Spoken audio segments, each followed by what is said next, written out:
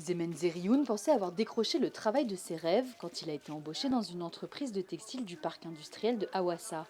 Mais très vite, il a déchanté et démissionné au bout de quelques mois. C'était très difficile. J'ai beaucoup souffert dans cette entreprise. On nous faisait travailler pendant de longues heures pour un salaire ridicule. C'était épuisant. Ici, les ouvriers reçoivent environ 23 euros par mois. Ce sont les employés de textile les plus mal payés au monde. Comme Zemen, ils sont des milliers à démissionner chaque année. À Ouassa, le taux de renouvellement du personnel avoisinait les 100% en 2017-2018, selon une étude du Centre Stern basé à New York. L'Éthiopie est devenue la nouvelle destination pour toutes les marques internationales de vêtements en quête d'une main-d'œuvre toujours moins chère. Le gouvernement voit ces projets comme un moteur de croissance important, et ça marche, les investissements étrangers sont 4 fois plus élevés qu'il y a 5 ans. Une raison suffisante pour balayer la colère qui gronde parmi les employés.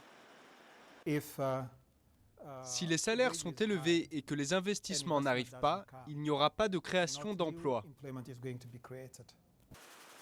Côté patron, cette nouvelle stratégie gouvernementale est inespérée. C'est du jamais vu. Un tel soutien du gouvernement, ça n'existe nulle part ailleurs. Beaucoup de ces travailleurs viennent de milieux ruraux et n'ont pas la culture d'entreprise. Si l'Éthiopie garantit la liberté d'association, la notion de syndicalisation est très mal connue.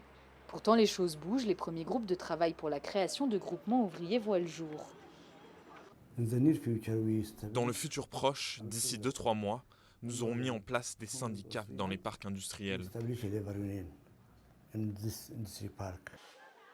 Mais la syndicalisation prendra du temps et les usines ne manquent pas de remplaçants pour les employés qui démissionnent. Chaque semaine, des dizaines de personnes font la queue pour être recrutées.